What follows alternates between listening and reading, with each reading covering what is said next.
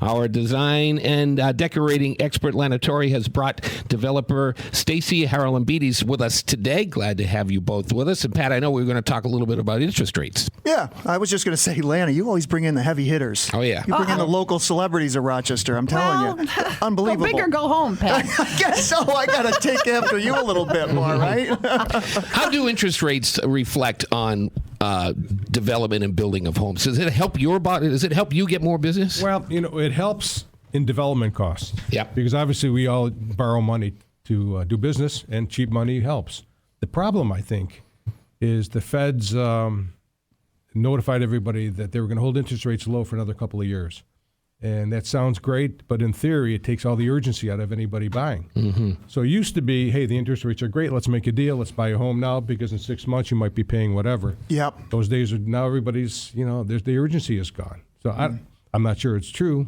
After the election, good luck with the interest rate. We'll see. Yeah, Right. I still think they're gonna. I still think we're gonna see some upward movement on those rates. I really do. They probably will change after the election. Yeah. I think everybody's like kind of, sitting on their hands right now. It's a wait and hope, and let's see what's going to happen. But, I have to say, when you compare Rochester to other markets around the country, we really haven't been hit that hard. Do you think, Stacy? No, we've been, good old Rochester stays stable. We know that, right? No busts, no booms.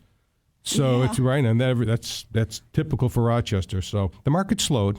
I mean, it's definitely slower than it was, 5-6 years ago.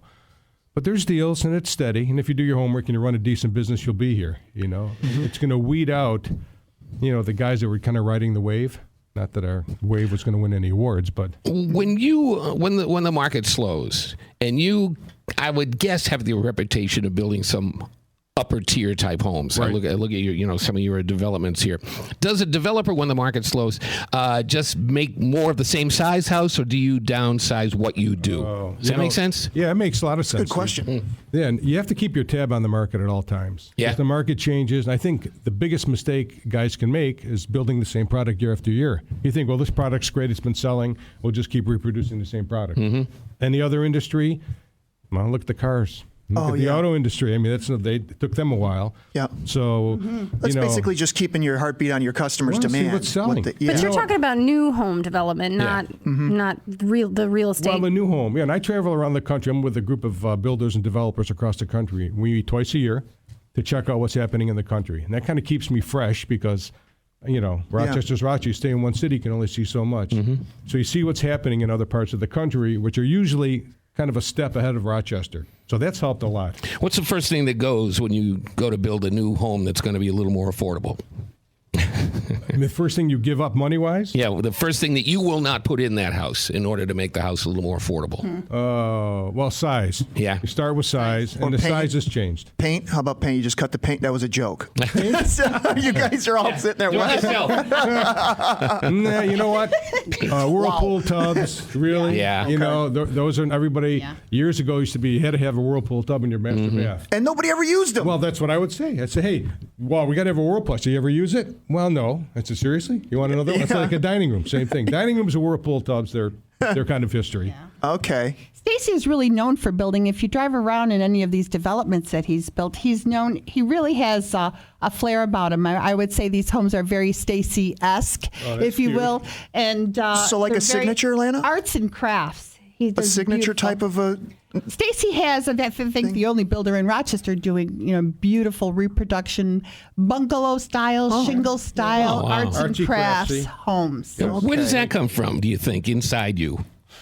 I mean, do you sense that you're an artist as well? Oh, he Oh, I is. hope to some degree. You want to create something that stands the test of time a little bit versus just stamping it out. Like we did a small development at Fairport that has 23 homes. And people go through there, and they're really surprised that each home is different. And it takes a little bit of work. Do you drive by the houses that you built to see what people have done with them? Oh, yeah. I love going in after. Yeah. Just, I build them. They're still sterile. It's still just a shell. Yeah. And you go in there months later, and you go have a drink with somebody, and you see it, and you smell it, and you taste it, and it's different. It's a whole... And they have... Everybody has their own creative... Yeah. Well, they bring it to life. Yes, right? They bring it to exactly. life. Yeah. Oh, yeah. Yeah. That's a thrill.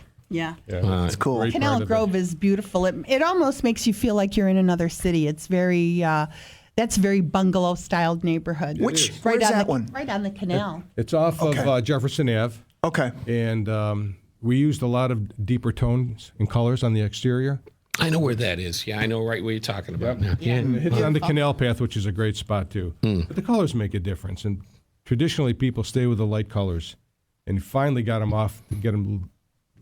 off the colors, off the light colors, and get a little bold with their exteriors. Yeah. And it makes a big difference. You look like Oh, you're it's so cringing nice. over here. Finally. Finally, I'm tough. Yeah. People are very it's- conservative, People and are they're very afraid. conservative. Well, it's Rochester, Atlanta New York. knows. I know. Atlanta I've knows. helped Yeah, put right. many of these homes together, and you make the selections for them. So I always try to do something a little different, a little left or right of center. And most people want, a beige house with white trim and Yeah. a black roof. And so, you try to, you don't want people to go too far out so it looks, gaudy or. It has to be tasteful. Still have to. Right. Yeah, absolutely. Yeah, you need a good professional, right, Lana? If Lana is involved, Make it if tasteful. Lana is involved, it's tasteful. It's tasteful. Yeah. Yeah, there's many shades of black. I always say. Stacey, I'm glad you could join us today, and it was great to have you on Property Source thanks. Radio. Hope you'll come back. Thank you. My pleasure. Stacey. When we come back, Lana, you're going to meet someone that you haven't met before. Carlos Rodriguez, for years worked in the Attorney General's office. We have a look new forward feature to it. called Carlos in Your Corner. He takes a look at scams and what we can do about them, and he's going to be with us right after this break. Sports Radio 950 ESPN. This is Property Source Radio.